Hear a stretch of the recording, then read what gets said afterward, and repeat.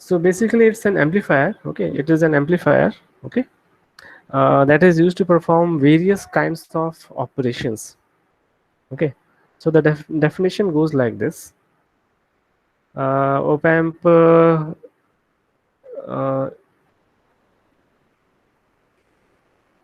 is an I can write like this, is an amplifier circuit used to perform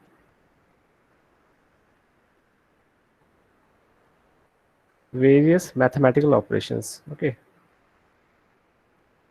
mathematical operations such as addition, addition, subtraction, integration, multiplication, integration, etc., differentiation. Okay, so it's an amplifier that can be used to perform various mathematical operations such as addition, subtraction, integration, differentiation, then multiplication, log. So virtually any kind of mathematical operation you can perform with the help of op amp. And where to perform these operations? So these operations are performed on signals. Okay, so such etc. of signals. Okay. So whatever things we are doing, whatever processing we are doing this with uh, respect to signals, because we have voltage and current signals in electronics. Okay, and we try to modify these signals. Okay, and because of the fact that it can be used to perform various mathematical operations, it's called an operational amplifier. Okay, so it is called an operational amplifier. Why? Because it can perform a variety of operations such as like this: addition, subtraction, integration, and various other operations. Okay. So basically,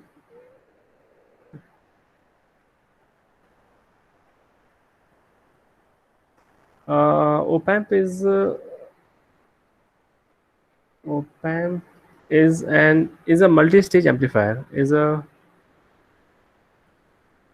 multi-stage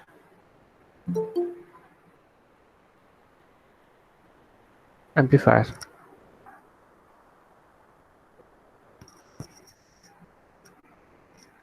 Okay, so multi-stage amplifier. So it means that it does not consist of a single stage amplification.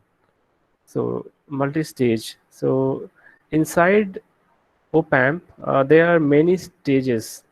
Okay, there is not a single stage. There are many stages, and each of those stages are designed are there to perform a specific task. Okay, and it consists of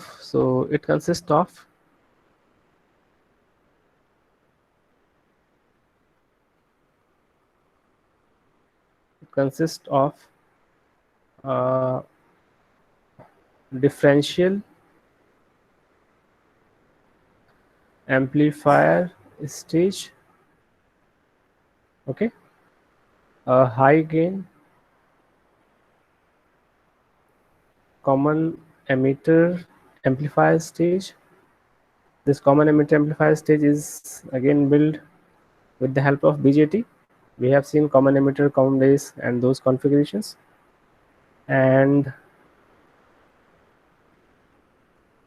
class B, we have again uh, seen this class B push pull circuit. The introduction we had seen about this.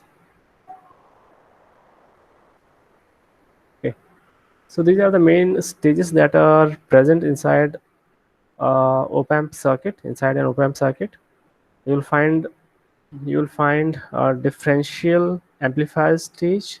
Okay, then a high gain common emitter amplifier stage, and a class B push pull emitter follower. Okay, for providing more power. Okay. The most important among these is this differential amplifier stage. Okay. This differential amplifier stage. Okay. This is the most important thing. And why I am talking about this is because it is because of this the op amp has got its property to amplify very small signals. Okay, so differential amplifier stage, let me write here.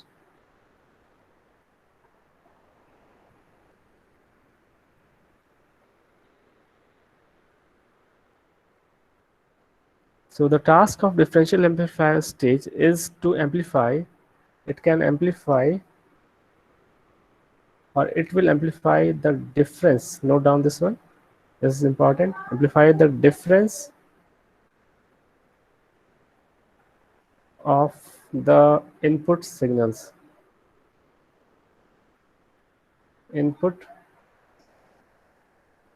signals. Okay, so example, suppose if we are having two input signals, let's say I1 and I2, then in this case the output will be proportional to the difference of the input signal, that is I1 minus I2, or I2 minus I1. Okay, so this is the basic principle behind the construction of op-amp operational amplifiers. Okay, and why is this? Why it is amplifying the difference of input signal? There is a very good reason behind this, and the thing is that if we have two signals and if we take out the difference of these two signals, then the common part of these two signals gets cancelled, and because of this, the noise that is present in the system, that also gets cancelled. So it is very good at cancelling the noise at the input stage, at the input side, at the very first stage. Okay, and because of this, it can be used to amplify very small magnitude signals. Okay, so there are a class of amplifiers called as known as instrumentation amplifiers that can be used by using op amps, and those instrumentation amplifiers are used for amplifying very small magnitude signals. Okay, and this is widely used in amplifiers as a video. I am giving just a few examples. Video and audio amplifiers in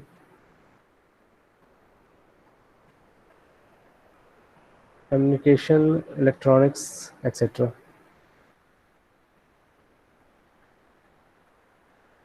etc. Okay, but this has got a wide range of applications. Just you try to search about the application of op-amp, you find a wide variety of applications of op-amp. Okay,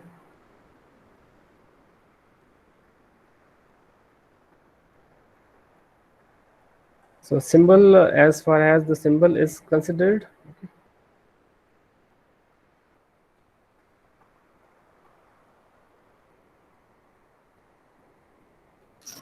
it is generally it is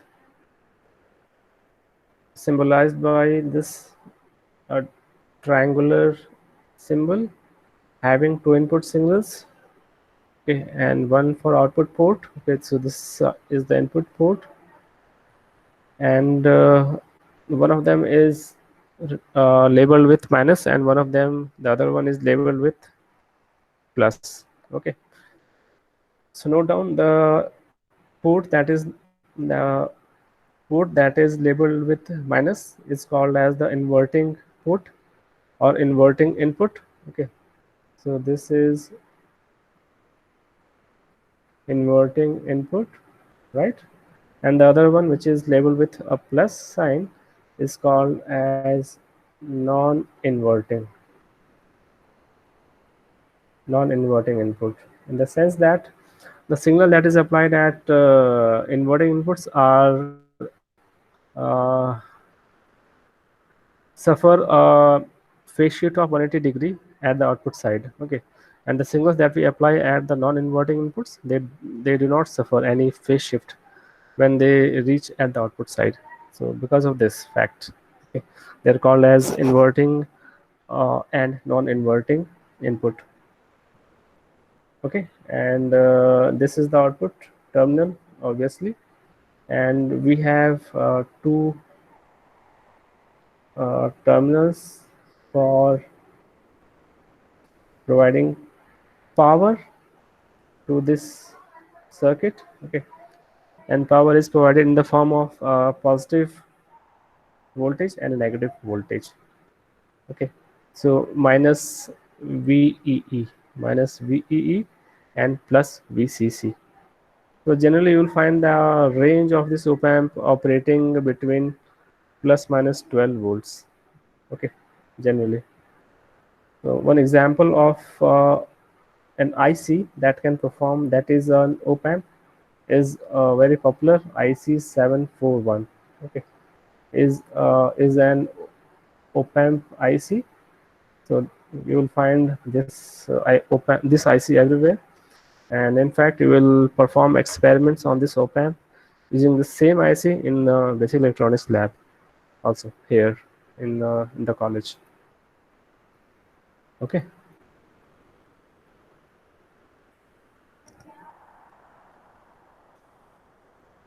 so after having this introduction about op amp, let us move and see about the characteristic of an ideal op amp. Okay, so let us start with the ideal one, then we will move to the more practical op amp. Okay.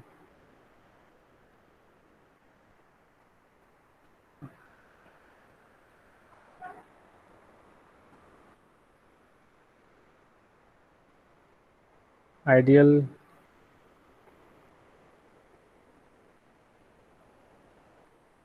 op amp. So let's start with the characteristic, that what are the characteristic of an ideal op amp. Okay. So if the things are ideal, then all the characteristic, all the parameters would also be ideal. Okay. So if we assume that we are studying an ideal op amp, then we know that for you must be knowing this thing. Okay. For any amplifier, okay, there are at least four important, very important criterias, okay, that are to be studied. So what are those criterias? If the input impedance, okay, the input impedance, the output impedance, the voltage gain, and the current gain. Okay, so these are the four parameters which are very important for designing any particular amplifier. Okay, and since op amp is also an kind of amplifier, so we will see these four things actually, and some more in addition to this, some more parameters also. So let's start with the first one, that is the input impedance. Okay, the input impedance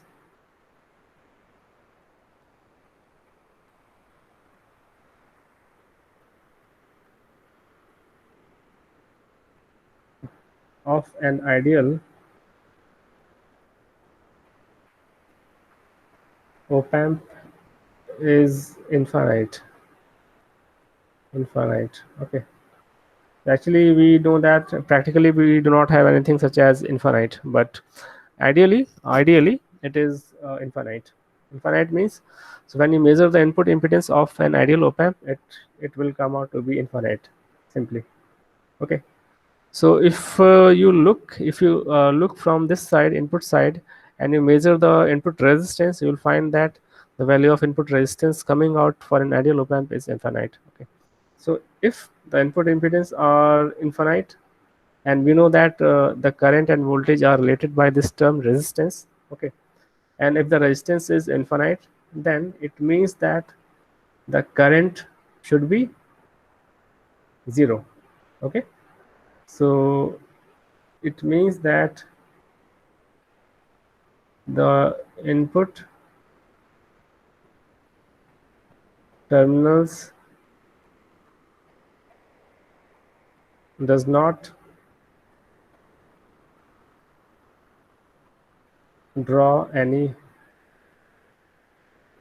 current. Is this point clear, students?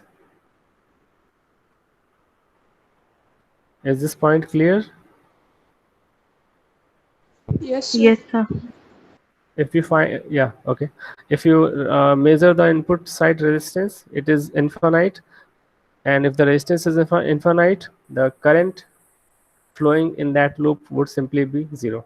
So the value of current in these two branches, that is, let's say this is I1, and in this branch that is I2, would simply be zero. I1 and I2 0. So the input ports does not draw any current in the case of ideal op amp. Okay, this is one of the very important characteristic, and this is actually good for any ideal amplifier. Okay, for an ideal amplifier, the input impedance should be infinite, the output impedance should be zero, and there should be the voltage and current again should also be very high for an ideal op amp case. Okay, for an ideal amplifier, and op amp is also a kind of amplifier. Okay, so if any amplifier holds these things in these in these manner, then we say that the particular amplifier is a very good one, although we may not get infinite resistance actually practically, but it means that the input resistance should be very very very high. Okay, for a practical amplifier. Okay, anyways, so moving on to the next uh,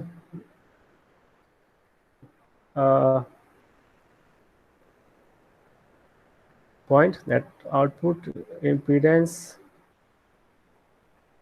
should be zero. Okay, zero for an ideal op amp. Okay, like this.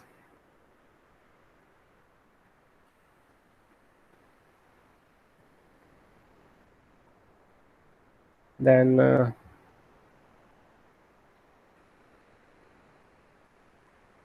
third point, that is the ideal op amp has this property, zero common mode gain.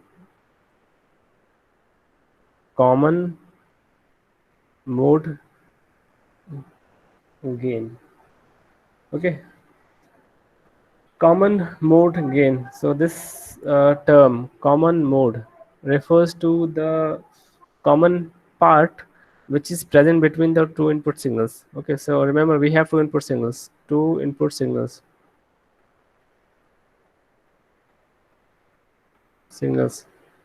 in the case of op amp.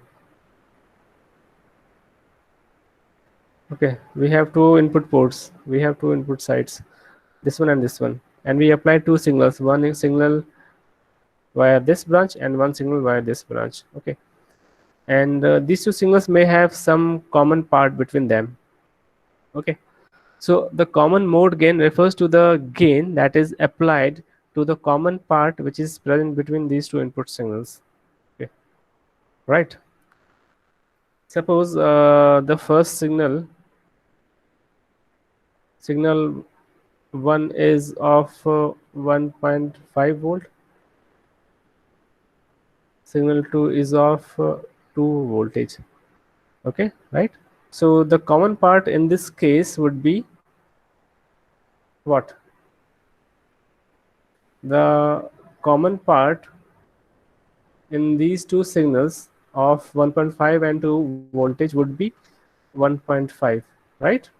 And the difference would be 2 minus 1.5, that is 0.5. Okay, now when the signal travels through an amplifier circuit, it gets amplified.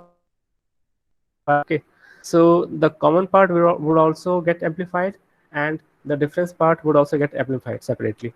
But the thing is that in the case of an ideal op amp, this common part should not get amplified, but rather they should be eliminated completely. They should get eliminated completely, and that's why we say that An ideal op amp has zero common mode gain. That is, the common part of the signal should not get amplified. It should be getting completely nulled. Okay. The next point is we have infinite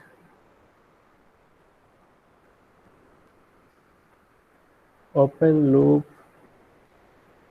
gain. Yeah. AOL for open loop gain, or simply A. The open loop gain of an ideal op amp is simply infinite. Okay. So an open loop gain means when there is no connection between the input and output terminals, right? So when we do not have any kind of feedback connections between input and output side, and in that case, in that case, what is the value of gain that it shows is called as open loop gain. So when we apply some sort of feedback connection like this, then in that case the gain becomes a closed loop. But when there is no feedback present between input and output sides, then in that case the gain that is offered by the amplifier is called as open loop gain. Okay. The next point is infinite bandwidth. An ideal op amp has got infinite bandwidth. Okay. So what is the meaning of infinite bandwidth? The meaning of this having infinite bandwidth means, so if a circuit is having infinite bandwidth, it means that it can amplify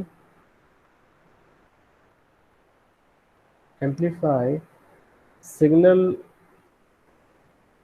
of any particular frequency. Okay. The frequency can be zero, the frequency can be a mid-range frequency, the frequency can be low, the frequency can be high, very high. Okay.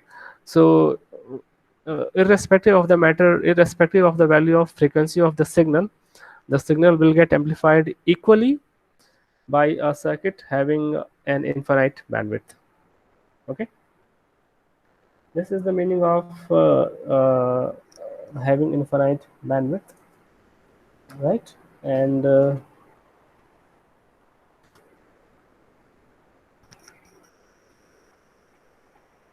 there's one more point that's called as slew rate. Okay. Now this particular point I'm giving as an assignment to you to read about this. Only this one point. Okay. And I will discuss this in the next class, so that at least you read something by this. Read about this point, slew rate. So what is the slew rate of an ideal op amp? Okay. And what is the meaning of slew rate, and what should be the ideal value of slew rate, and how does it affect the output signal in the case of ideal op amp? Okay. So go and read about this term, one of the characteristic of an ideal op amp. Okay. And I will discuss this in the next class. So these are the main points about the characteristic of an ideal op amp. Okay. And practically, if you look at the practical op amp circuits, okay, you will find that the practical op amp characteristics are also like similar to these ideal op amp characteristic. Okay. So although it will, suppose for this exam, for example, the input impedance of an ideal op amp is infinite. Okay. But practically you will not find it infinite, but it will be a very high value. Okay. Practically we want a high value in case of infinite something. If the output impedance is zero, ideally, practically it should be low. It should be a low value. So like that.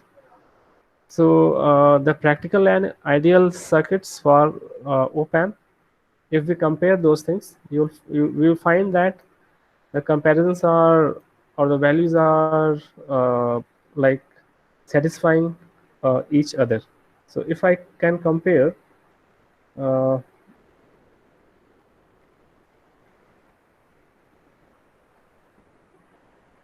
An ideal op amp with a practical op amp,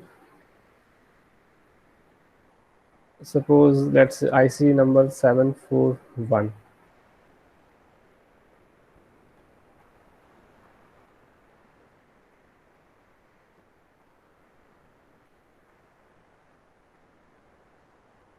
So we know that input resistance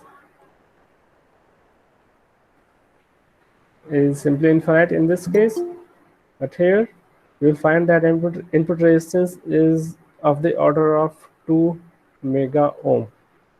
Okay, this is m for mega. Mega means 10 to the power 6.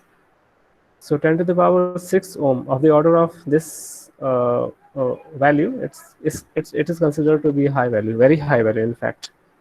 Okay, then output resistance is 0 in the case of ideal op amp. But in the case of practical like IC741, you will find that this is of the order of just 75 ohms, which is considered to be a low value of resistance. Okay. Third point is AOL, that is open loop gain is infinite in this case. But for IC741, you will find that AOL is about 2 into 10 to the power 5 value. So 10 to the power 5 means 0.1 mega. Okay. So it's also a very high value of gain practically. Okay. Then it is having infinite bandwidth in finite bandwidth. Okay, but for the case for IC741, the bandwidth is around 1 megahertz. Okay, that means that the signal it can amplify the signals having a frequency from 0 to up to 1 megahertz. Okay, this is the meaning of this bandwidth, 1 megahertz. So this is the comparison. This is the comparison between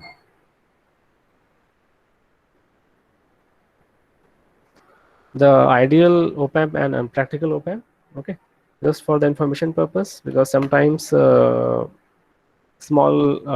small questions come uh, to compare ideal and practical op amp. Okay.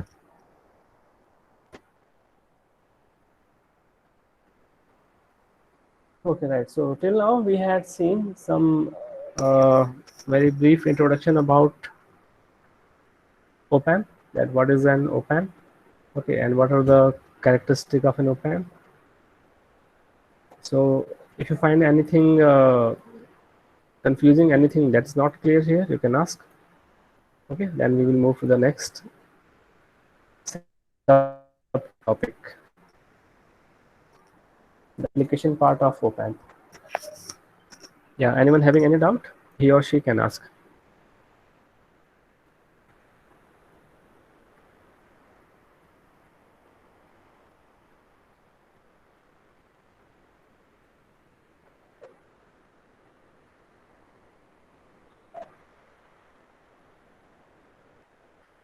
Okay, so no one is saying anything, so I assume that everyone is comfortable with till now. Okay, so we may use op amp in a wide in various number of ways. Okay, one of the popular would be inverting and non-inverting amplifiers. Okay, so we will see one by one what is an inverting amplifier and what is a non-inverting amplifier. Okay, we will see this thing. So let me first construct the circuit for this inverting amplifier. Okay, so we have this op amp minus plus like this. This is inverting, this is non-inverting terminal. Okay, this is resistance, and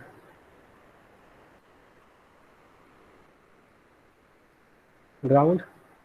This is the input signal, and the output, this non-inverting terminal is simply grounded. Okay, and this is the output voltage terminal. Okay, so and we have a feedback connection. Remember, this is important. So anything that connects the input to the output, the input terminal to the output terminal, is called as the feedback branch, and the component that is present there is called as the feedback resistance or capacitance, whatever. So we have a feedback resistance. Let's name this as RF, F for feedback. Okay, RF as the feedback resistance connecting between output and input terminals. Okay, and Ri for the input resistance that is connected to the input terminal, and this non-inverting terminal is simply grounded. Okay, and we apply the input signal here at the inverting terminal. So we are applying the input signal only at the inverting terminal. Okay, and the non-inverting terminal is grounded. So it's called as an inverting amplifier. So output would be simply uh, proportional to the value of V in, and the output would be an amplified version of the input signal V in. In fact, the output would be out of phase. That is, would be in 180-degree uh, phase shift apart with respect to the input signal V in. Why? Because input signal is applied at the non-invert at the inverting terminal. That is the terminal having a negative sign. That's why it's called an inverting amplifier. Okay. So let me name that's that the current that is flowing in this branch is I1, and the current that is flowing in this branch is I2.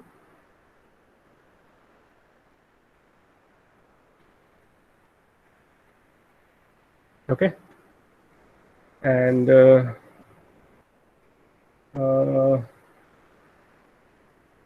yeah, this is the circuit for an inverting amplifier. Okay, so the main point about this is the main point is that is the output will be inverted as compared to input. And what is the meaning of inversion here? That is, there is a 180-degree phase shift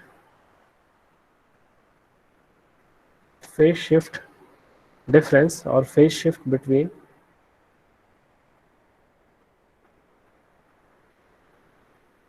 input and output. Okay, so the output and input signals are out of phase with respect to each other, right? Okay, now we know that we had seen in the properties that the input terminals are not drawing any current. Okay, because the input resistance is very high. So here the value of I is 0, and here also the value of current is simply 0. Okay, so 0 currents are drawn at the input terminals because of the very high input resistance of the op amp. So this is also one of its property. Okay, the inverting terminal is connected to the input signal, and the non-inverting terminal is connected to the ground simply. Okay, now there is a very important concept while solving any circuit based on op amp, okay? And that concept is called as a concept of virtual ground. Virtual ground. Okay, so what is this virtual ground? So look at here, the non-inverting terminal is connected to ground. Okay, I will go very slowly here, point by point. So I'll just write here. Just pay attention to this. The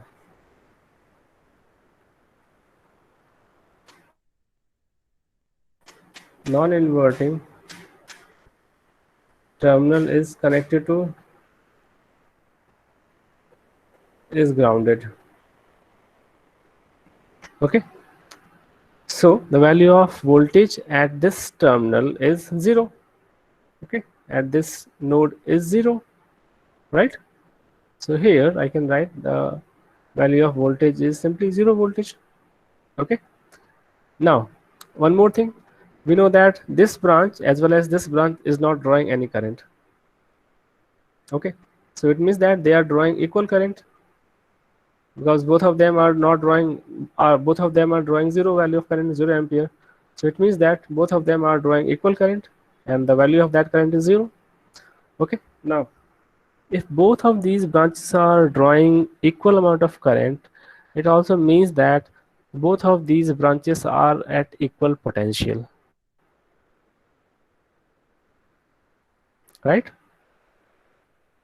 Because both of these are drawing equal amount of, both of these are drawing equal amount of current, and because of this both of these uh, branches should be at equal potential. So whatever value of voltage that appears here, the same voltage should appear here also, or here also, right?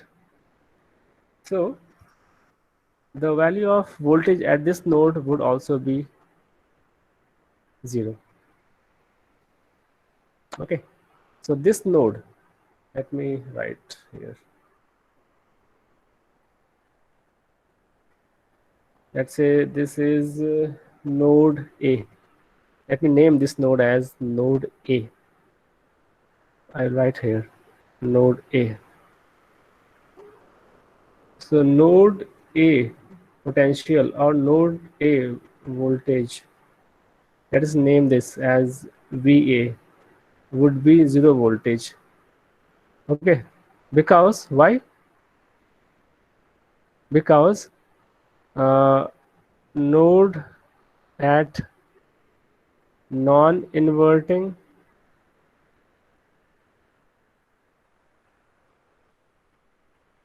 terminal is also at 0 voltage.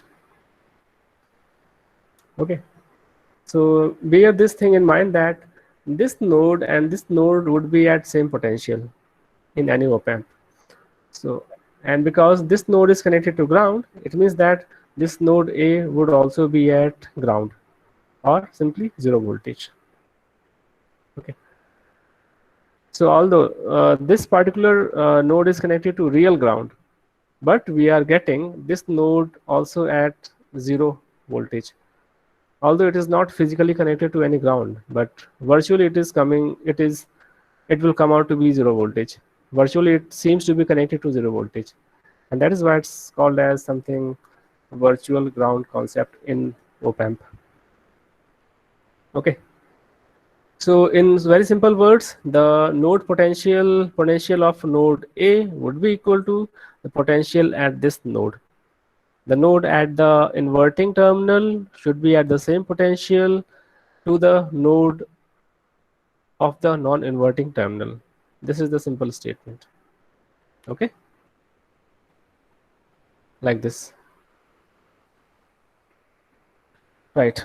Now, after knowing this concept, virtual ground, and we know that this VA is 0. This is important. VA is 0 because of virtual ground concept.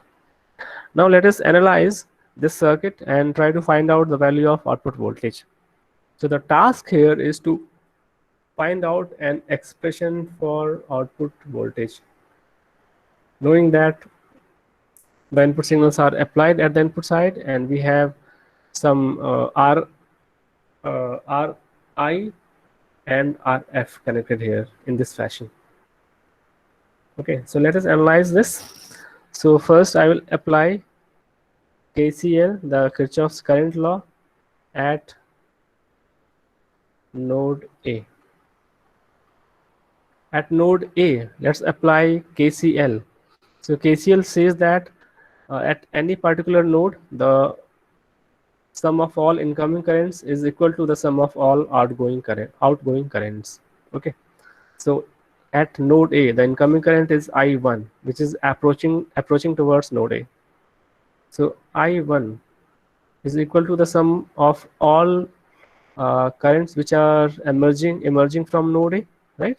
So we have outgoing currents as I2 and okay, I2, and because the value of I is simply 0, so let me ignore this. It means that I1 is equal to I2 simply. Okay. Now, how can I express this I1 in terms of voltage? I1 is flowing in this branch, and we know that any current flows because of a certain voltage difference. So if this current is flowing in this branch, there should be a voltage difference across this resistance, and the voltage at this terminal and the voltage at this terminal are responsible for the flow of current I1 in this direction. Okay, so if the current is in this direction, that is from left to right, it means that the potential at V in at left side is higher than the potential at right side. Okay, so the potential difference becomes V in minus VA divided by R is the value of I1. And what about I2? I2 is flowing in this direction, so we have one VA and we have one V out terminal. So VA minus V out by RF. This should be RI. This is RF. Okay. Now VA is 0. So put this value VA 0 here. You will find that V in by RI is equal to minus V out by RF, and you solve this, the V out by V in will come out to be minus RF by RI. Okay.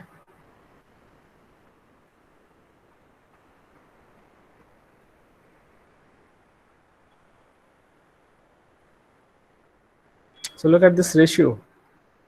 The ratio of output voltage with respect to input voltage is called as the voltage gain. So this is also the voltage gain for this inverting amplifier. So output voltage is equal to minus RF by RI into V in. So output voltage is getting amplified with respect to input signal by a factor of RF by RI. So if RF by, so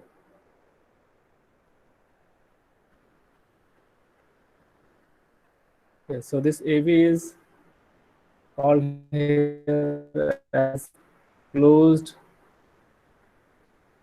loop gain. Okay, now, so what points can we gather from here? Can we observe from here?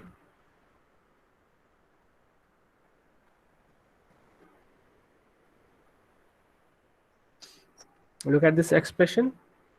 So output voltage is coming as negative of input voltage. Okay, so output voltage is since coming as negative, so it means that the output voltage is 180-degree out of phase with respect to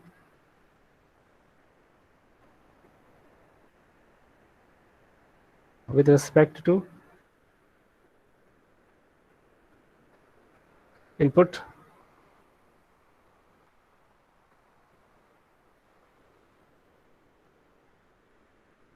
voltage.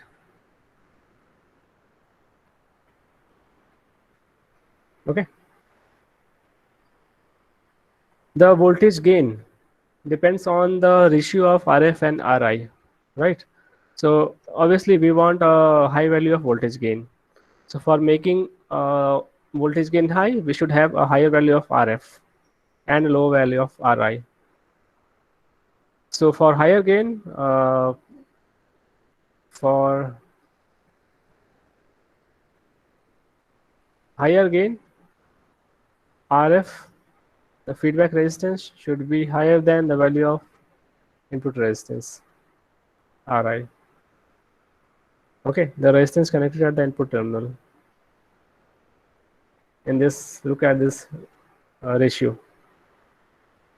And because the voltage gain depends on the ratio of two resistance values, okay, so the voltage gain can be stabilized easily, because after all these are resistance value, and it is easier to control the value of resistance as compared to capacitance or inductance. So this circuit can be stabilized easily because the voltage is depending on the ratio of two resistances, which can be stabilized. Okay, for a particular case, if RF equal to Ri, okay, so this simply becomes, the gain becomes minus 1. Look, if RF becomes Ri, it becomes minus 1. So the gain becomes minus 1. That is V out equal to minus of Vi. Such a case is called as unity gain. The gain becomes 1, unity.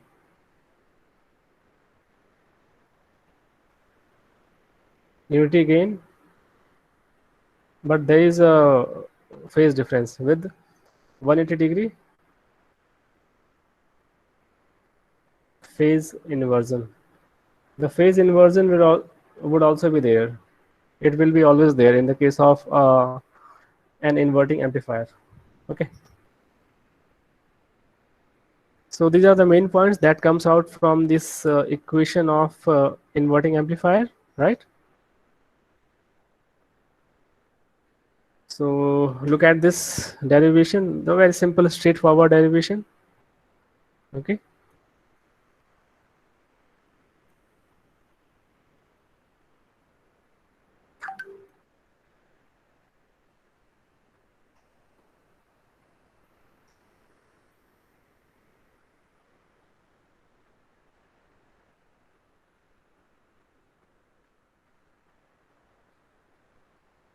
Any points?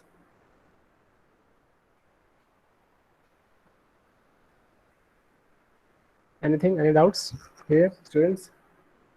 So based on this derivation, I'll go. Let's see a very small example. So I give a circuit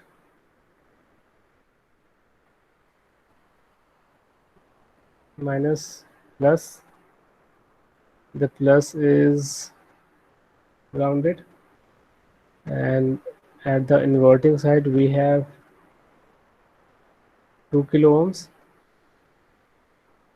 In the feedback branch we have 200 kilo ohms. Okay, this is V out, and this is the input voltage. V in is 2.5 millivolt. Okay, and the power supply is let's say plus 9 voltage, minus 9 voltage. So it is operating with the help of plus minus 9 voltage power. Okay, so there is a range of how much? The dynamic range is from minus 9 to plus 9. That is, the dynamic range is at around 18 voltage. Minus 9 to plus 9, 18 voltage. Okay. For this case, find the value of V naught. What is the value of output voltage in this case? Simple. V naught is given by as minus RF by Ri. This is the an inverting circuit, inverting amplifier circuit. In this case, the RF is 200 kilo ohm and Ri is 2 kilo ohm. So this comes out to be minus 100. Minus 100.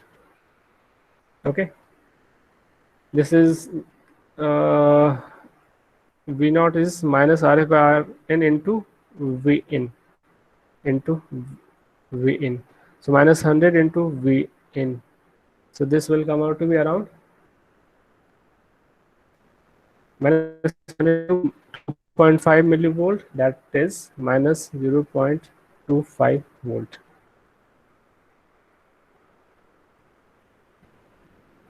Simple. Okay. Very straightforward application. Very straightforward, simple example. Right.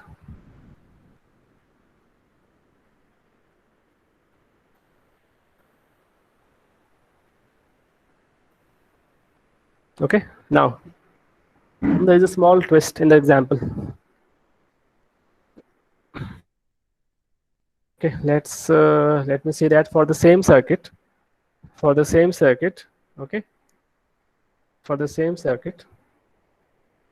Uh, Assume that input voltage is 2 voltage. Then find out the value of output voltage, V out. In this case, we know that V out is for the same circuit is minus 100 into V in. Okay, and so it becomes minus 100 into 2, that is minus 200 voltage.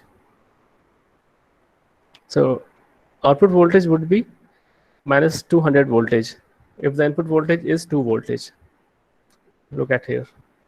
This is what comes from this expression, minus RF by R in into V in. Okay, so output becomes 200 volt, and the op amp is powered by just plus minus 9 voltage. Okay, so it is something like this.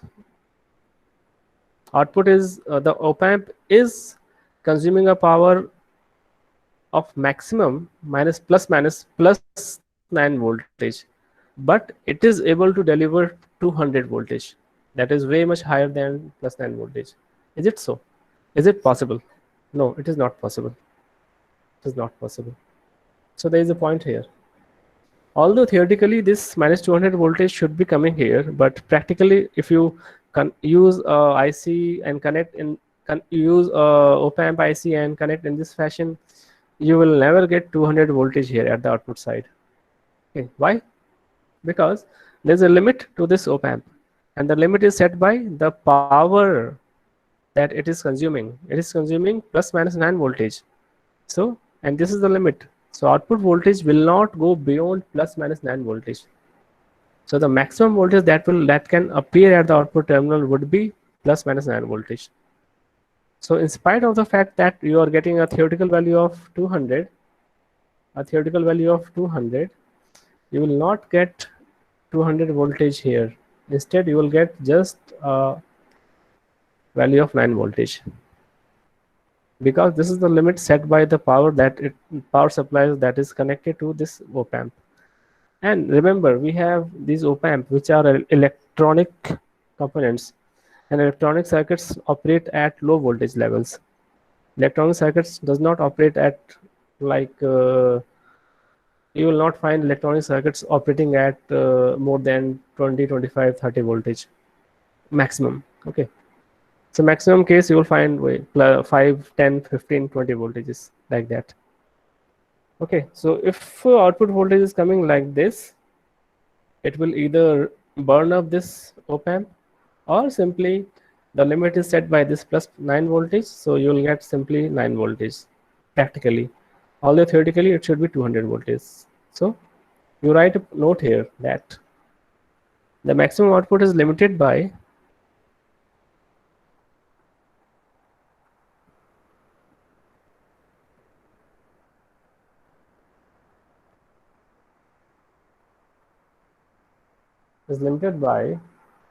the power supplies, that is plus minus 9 voltage. In this case, okay, therefore the output You will get an output, but output will be clipped. Okay, you will get a smaller portion of this 200 voltage. You will not get the complete 200 voltage, but rather you will get just simply 9 voltage, which is a clipped version of 200 volt. Okay.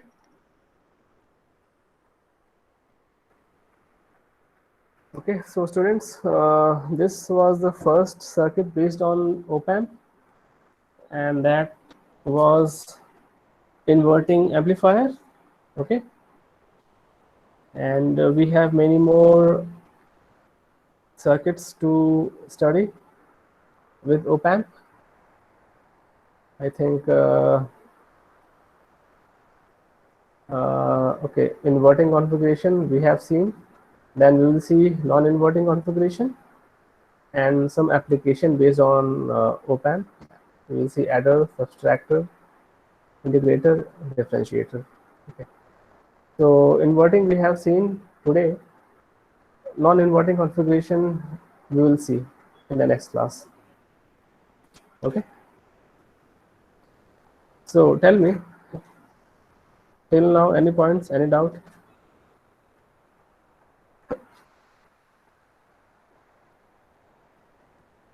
This is important. This point should be understood. This is important from practical usage point of view. Okay.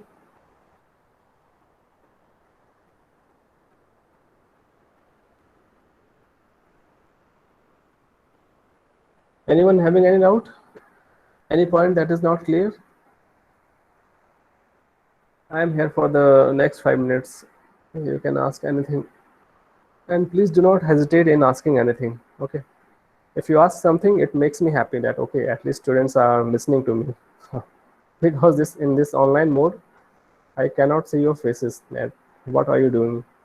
Whether you are listening to me or just doing anything, any other thing. So try to be active in the class. Okay. So anything that you want to discuss, that you want to suggest, you can tell.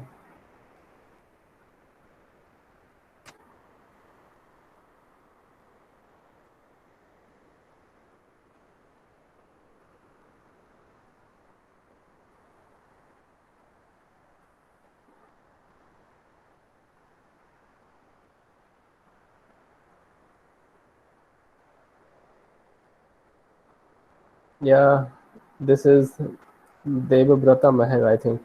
Yeah, Devabrata Meher, are you here? Devabrat Meher? Yes, sir. Yeah, Devabrat, did you understand today's class?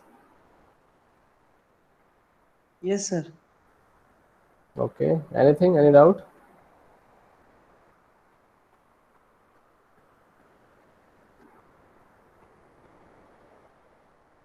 Okay, Satyajit Ray, are you here? Yes, sir. Satyajit, any doubts? No, sir. Any? No? Okay. So, students, I am planning to have a small quiz. Okay,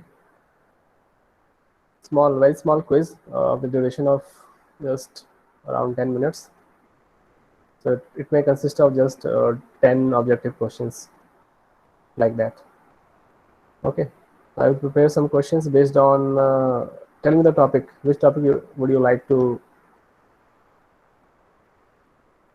have a quiz on? Sir, transistor could be the topic. Okay, transistor.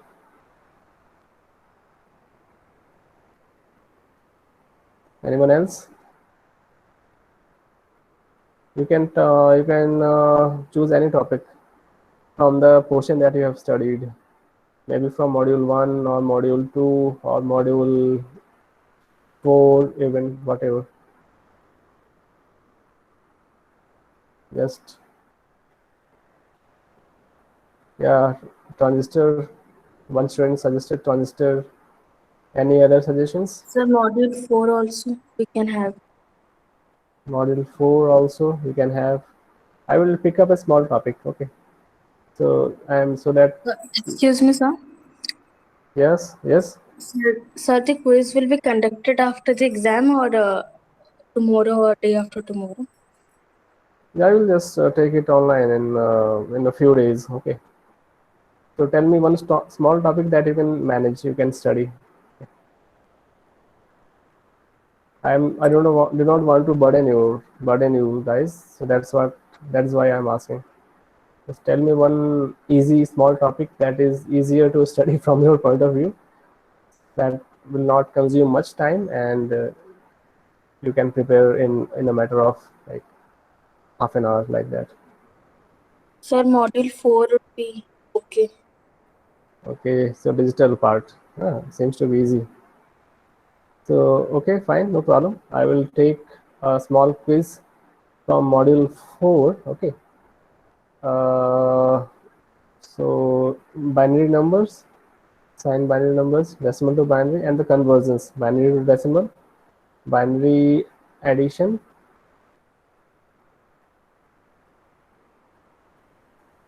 multiplication, division, then hexadecimal number system. Okay, so till this point, is it okay? Yes, sir. Okay, so actually half of this module 4. So binary numbers very easy to then signed binary numbers, then the conversion from decimal to binary and binary to decimal are again very easy. Then conversion between hexadecimal and binary to hexadecimal, then decimal to hexadecimal, like that. And then you have binary addition, subtraction. So basically one's complement addition and two's complement addition. These are the topics. These are easy, and it will also not take much time to prepare. Okay.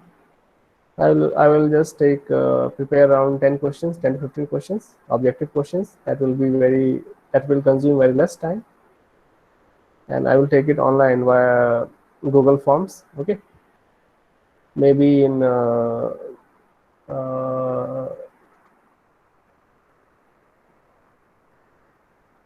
maybe I will take in. You have the first exam on first now. Yes, sir. Then next exam So next exam is July 6th. Yes, sir. 6th. Okay, 5th. Okay. Okay. So I will try to take this exam in this week also. In this week itself. Okay, maybe before Sunday, maybe on Saturday, Sunday. So just be relaxed from this side. Okay, so because So, if even excuse if me, you sir. yes, Sir, actually, sir, the first year, first semester course is quite vast, and since there are the classes are also going on, we don't get much time to prepare for the exam. So it would be really nice if you could take the test after the exam, sir. when are your exams ending? So 16th July. 16th July. Okay. Yes, sir. We are ready to give on 16th evening. We are okay by that. But if it's fine by you, sir, then if you could postpone the test. 16th 16th July.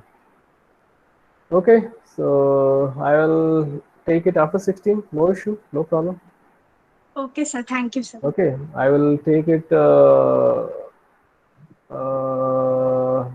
after 16, and maybe somewhere around 19 or 20, like that. 20. Yes, Okay, sir. Yes, sir. Yes, sir. but then at that time I will choose the topic. Okay, I will choose a topic from my portion that I have covered. Okay, I will take from either from module 2 or module 3, right? Yes, sir. Okay. Yeah, it will be good because now you are having your NSEM exam. So NSEM exam covered the whole syllabus. Yeah, that is vast. I know that.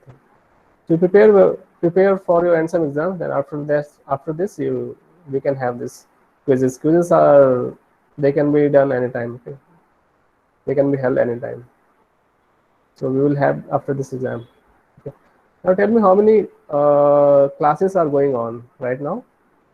Sir, sir, today will be the last class for maths and PFPS. After this, the sirs have like we